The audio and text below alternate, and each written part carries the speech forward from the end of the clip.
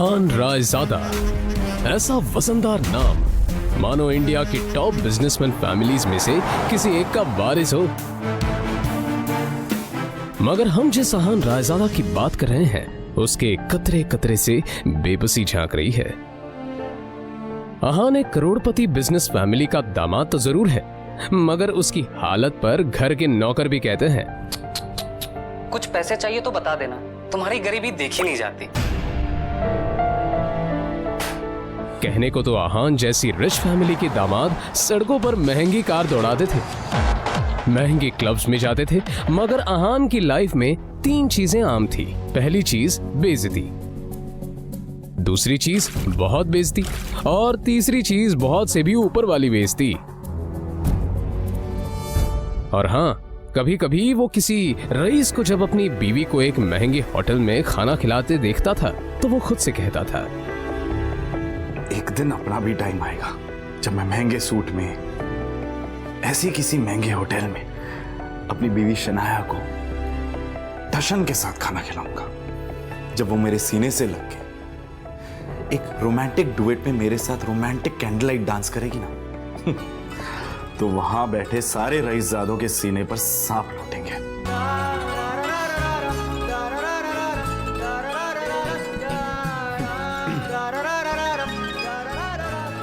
जरूर शनाया ने बहुत विश। अहान चौंक कर उठ खड़ा हुआ। मोबाइल स्क्रीन पर देखा तो शगुन का फोन था। अहान के सारे सपने छूमंतर हो गए। शगुन अहान की बीवी शनाया की कजिन थी, जो हमेशा ही अहान को नीचा दिखाने की कोशिश करती थी। मोबाइल की तरफ देखकर अहान ने बुरा सा मुंह बनाया और फिर कुछ सोचकर फोन उठा लिया। मेरे प्यारे जीजा जी, फोन नहीं उठाते आप? ये वो मैम। अच्छा वो सब छोड़िए, आप एक काम कीजिए, साहू ज्वेलर्स पे मेरा एक नेकलेस पड़ा है, मैंने ओनर को कॉल कर दिया है, वहाँ जाके नेकलेस कलेक्ट करके मेरे घर पे आइए। शगुन, मुझे बैंक जाना है और ये मैं बैंक जाने का तेवर किसी और को दिखाइएगा जीजा जी। वैसे भी आपको हमारे फैमिली के टुकड़ों पर ही पलना है ना? तो जितना काम कहा जा रहा है उतना कीजिए। और हाँ, नेकलेस के साथ में ओनर आपको 30,000 रुपए भी देगा, वो लेकर मेरे घर पे आ जाइए और 30,000 रुपए में से 1 रुपया भी कम नहीं होना चाहिए, समझे ना? देखो शगुन, आज तक मैंने कभी चोरी नहीं की। और दूसरी बात यह कि अगर मुझ पर इतना डाउट है तो किसी नौकर को भिजवा के करवा लो। क्या है ना, बहस करने की इजाजत आपको है नहीं, तो जितना काम कहा जा रहा है उतना कीजिए। 1 घंटे के अंदर नेकलेस और पैसे लेकर मेरे घर आ जाइए। और फिर से कह रही हूँ, 30,000 रुपए में से 1 भी रुपया कम नहीं होना चाहिए। बाय। अरे है दीदी को बुलाओ यार, है दीदी।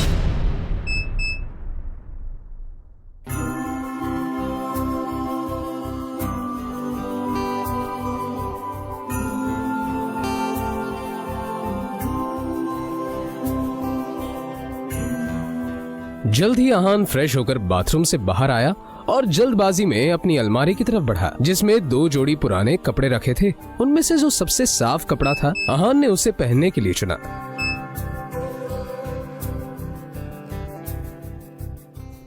तैयार होकर वो बाहर निकला और जैसे ही सामने देखा तो उसकी सांस यामिनी गिल अपनी कुछ सहेलियों के साथ रमी पार्टी में व्यस्त थी। तभी यामिनी जी की एक सहेली ने अपने सैंडल की तरफ देखकर कहा, यामिनी, ये देखो ना, तुम्हारे यहाँ आते आते मेरा बेल्ट टूट गया चप्पल का, अब मैं घर कैसे जाऊंगी? अरे इसमें टेंशन लेने वाली कौन सी बात है, तुम पार्टी एंजॉय करो, मैं नौकर से कह दूंगी, वो ठीक करवा कर लाएगा। ना ना, मैं नौकरों पे भरोसा नहीं करती, मेरी चप्पल महंगी है, तू एक बार टूट गई चप्पल तो मैं दोबारा पहनती नहीं हूँ, लेकिन क्या करूँ, घर भी तो जाना है ना।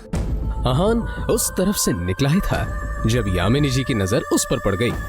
डोंट वरी, नौकर नहीं है, नौकर से थोड़ा ऊपर ही है, वो तुम्हारा काम अच्छे से करेगा। आहान सुनो, ये चप्पल लो और उसे ठीक करा कर लाओ। तभी यामिनी जी की सहेली ने कहा, यामिनी, ये सब काम दामाद से अच्छा नहीं लगता। अरे तुम इतना टेंशन क्यों ले रही हो, वैसे भी इसे ये सब काम करने में बड़ा मजा आता है। तुम लोग को भी कोई काम हो तो बता दे रहा।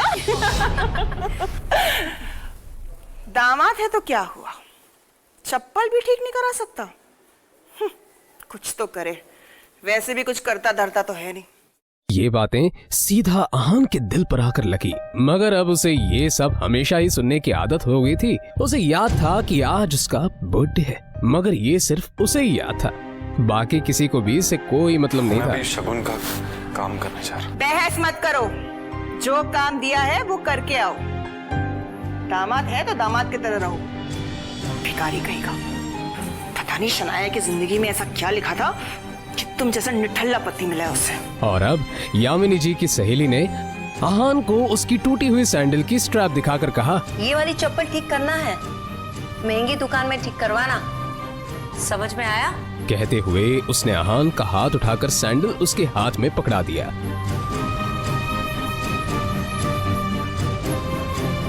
ना चाहते हुए भी आहान को यह काम करना ही पड़ रहा था।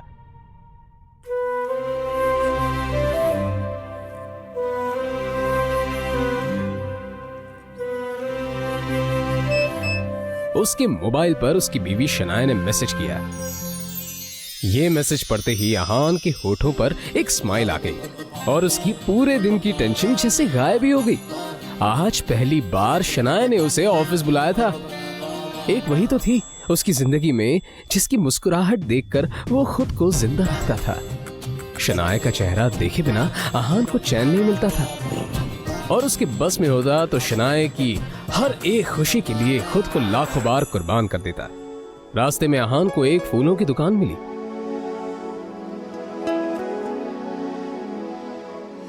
और अपना पर्स निकालकर देखने लगा। उसमें सिर्फ 500 का एक नोट पड़ा हुआ था।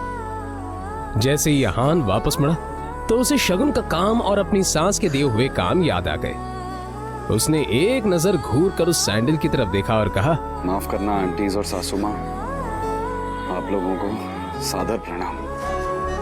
पर शनाया से बढ़कर मेरे लिए और कुछ नहीं है। थोड़ी सी डांट सुन लेंगे आपसे। और फिर उस पैसे से आहान ने शनाया के लिए फूलों का वो बुके ले लिया। आज वो पहली बार गिल कंस्ट्रक्शन के ऑफिस जा रहा था, जो कंपनी गिल खानदान की थी। ये सोचकर आज वो फूला नहीं समा रहा था कि वहां उसका अच्छे से स्वागत होगा कि तभी सामने से आने वाले एक आदमी से आहान टकरा गया। उसका नाम देव मल्होत्रा था। यू इडियट, दिखाई नहीं देता तुम्हें? पता नहीं कहां से मुंह उठाकर चले आते हैं। इस ऑफिस में तुम्हारी खड़े होने की भी औकात नहीं और ऐसे टहल रहे हैं जैसे तुम्हारी खाले जी का घर है। कौन हो तुम? शायद देव मल्होत्रा ने भी उसके बदरंग कपड़ों से उसे नौकर या ऑफिस बॉय ही समझ लिया था। मल्होत्रा ने एक नजर नीचे पड़े बुके की तरफ देखा और फिर उसे अपने पैरों तले कुचल के बाहर निकल गया। आहान ने अपना सर झुकाए बस उस बुके की तरफ देखा। उधर शनाया अंदर से ये नजारा देख रही थी। तभी आहान की नजर शनाया पर पड़ी तो एक पल के लिए वो अपनी बेइज्जती भूल गया और वो शनाया के केबिन में दाखिल हो गया। वो शनाया की तरफ बढ़ा। अब जाने भी तो शनाया, जो हुआ मेरे साथ वो हुआ, और तुम इतना टेंशन क्यों ले रही हो? जो बात गई वो बात गई। तभी शनाया चीखते हुए बोली, दूर हटिए आप मुझसे, दूर हटिए। आप चले क्यों नहीं जाते मेरी जिंदगी से? नर्क बना रखी है मेरी जिंदगी। आहान को एकदम से झटका सा लगा। वो खुले मुंह से शनाया की तरफ देखता रह गया। तभी शनाया आगे बोली, पता नहीं कौन से बाबू की सजा मिल रही है मुझे। नहीं, आप चाहते क्या? पापा ने हम दोनों की शादी जबरदस्ती करवाई थी, वरना आप तो कभी मेरे लायक थे ही नहीं। और आज भी आपको पति कहते हुए मुझे शर्म आती। अरे आज तो ड्राइवर नहीं था इसलिए आपको बुला लिया, पर मुझे क्या पता था कि मेरा पति इस काम के भी लायक नहीं है। यहां आकर आपने मेरे सबसे पुराने क्लाइंट मिस्टर मल्होत्रा को नाराज कर दिया है। अब कैसे होगा काम मेरा? आंखों में आंसू लिए शनाया ने आगे कहा, मैं जहां पर भी जाती हूँ आप मुझे बेइज्जती के सिवा और कुछ नहीं दे सकते। सिर्फ एक बदनुमा दाग बनकर रह गए आप मेरी जिंदगी पर। इतना कहकर शनाया केबिन के बाहर निकल आई। तभी रास्ते में पड़े बुके की तरफ देखकर शनाया ने कहा, क्या है ये सब? क्या गंदगी फैला रखी है यहाँ पर? फेंको इसे डस्टबिन में। फूल को अपने पैरों से कुचलते हुए आगे बढ़ गई।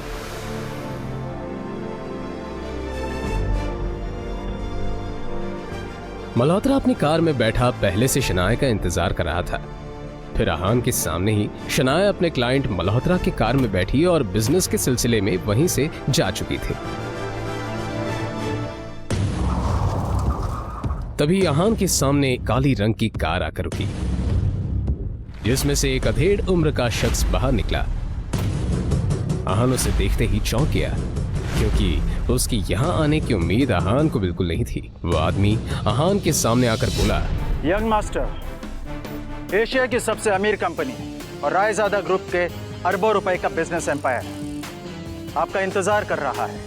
वक्त आ गया है कि आप आकर अपना बिजनेस संभाल लें। आखिर कौन है ये आदमी? आहान के साथ शनाया के इस बर्ताव का कारण क्या है? जानने के लिए सब्सक्राइब करें अपने चैनल को।